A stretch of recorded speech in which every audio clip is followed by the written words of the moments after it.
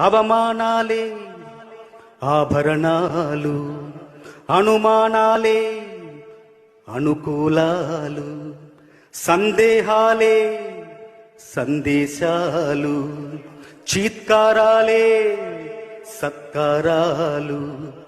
అనుకోవాలి, అడుగెయ్యాలి, ముళ్ళ మార్గాన్ని అన్వేషించాలి.